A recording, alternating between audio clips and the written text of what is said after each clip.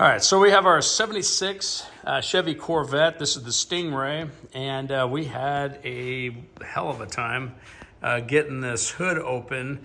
And actually, I want to show you what I did to get it to pop free. I did look at some other YouTube videos that did not work for this particular application. Here's why.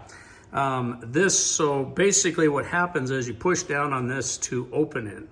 And what happened is when we dropped the hood, we dropped it too high. We should have set it down and then locked it in place. But what ended up happening is it bent this out, so it lodged this part in between here and up against the spring right here. And so that right there pretty much binded up the whole system where we could not break it free. So I went down to Lowe's and picked up some cold rolled steel. It's just round stock, and it is about 2 feet is what I ended up picking up. Now what I did was I bent the end of it just slightly, just took a little bend to it, and then at this end I bent it right about 16.5, and actually made a nice little bend to it. So it equaled out to be about 17.5, and that is ideal for what you want right there. It would reach down and it would get into the spot that you needed right down here. But with that hood closed, it's all the way up here where you can barely reach your hand down in there.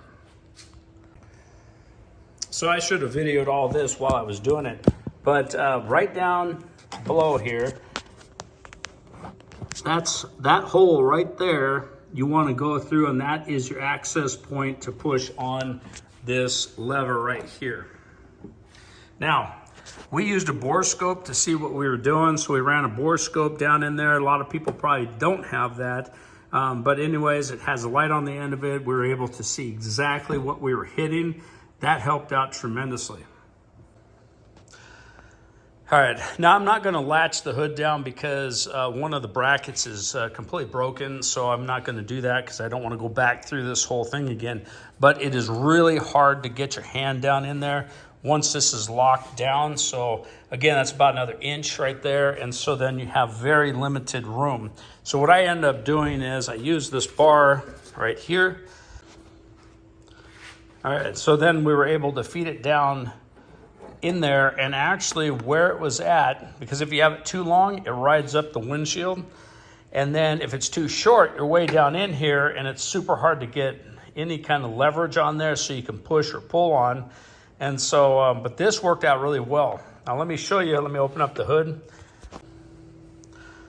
All right, and so this is how the rod will look sitting in there, and that bend on the end is crucial because it gets on here to the lever, and so it'll ride right on there, and then you actually have a spot to grab here and use as force to push on there. So if it does get jammed in there, this is a great alternative to getting it unstuck. I tried all the different methods, crawling underneath it, trying to put your hand up there. That is really, really hard. I wouldn't recommend it, but if you're in a pinch, then that would be a way to go.